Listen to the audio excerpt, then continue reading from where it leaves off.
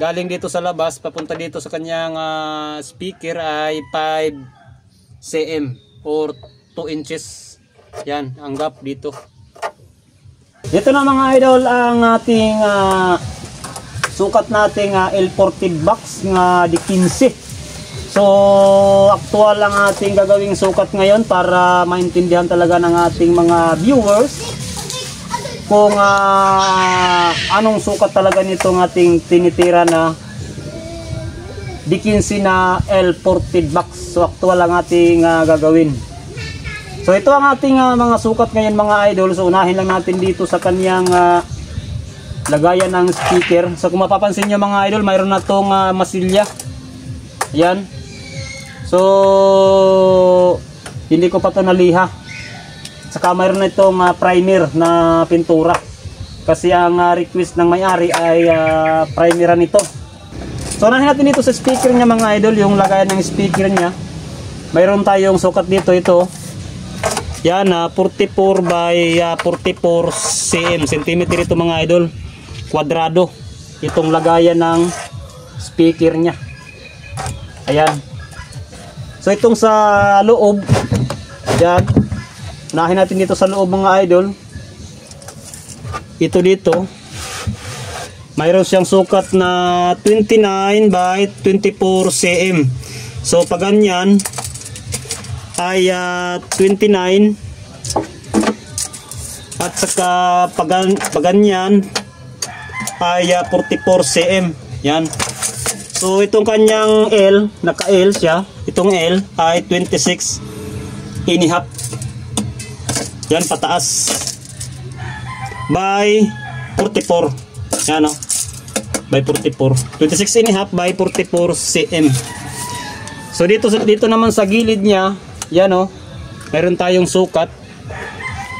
Galing dito sa labas papunta dito sa kanyang speaker ay 5 cm or 2 inches.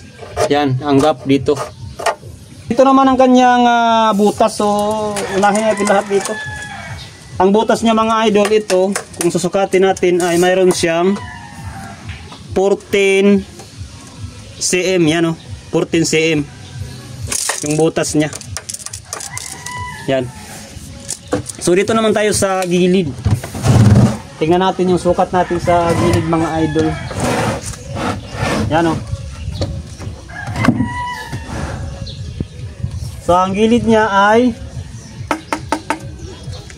ito 61 by 58 cm. Yan, itong kanyang box holder ay actual nyo na lang itong butas niya. So yan ang kanyang gilid. So dito naman tayo sa likod. So ang kanyang likod, ang paganyan niya ay 48 cm. Tapos yung taas niya ay 61 1/2. Yung taas niya. Yun o.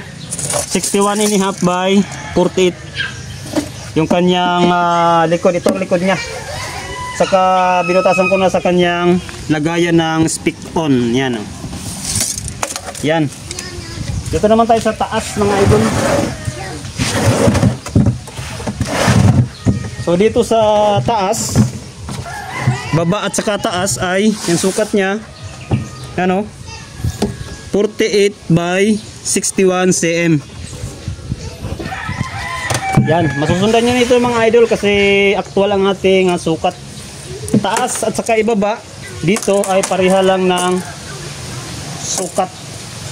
So overall mga idol, susukatin natin ito. Kapag nabuo na, ito na ang kanyang sukat. Yan o,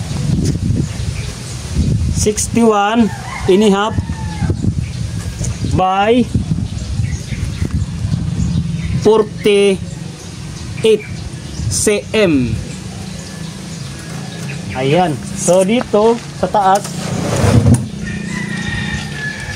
yan, 62 1/2, ano, 62 1/2 by 48. Yan, 48 mga idol. So yan ang kanyang sukat ng ating D15 na L40 box. So abangan mga idol ang ating sound check nito, ng ating L40, dahil pipinturahan pa natin to at saka lilinisan muna natin itong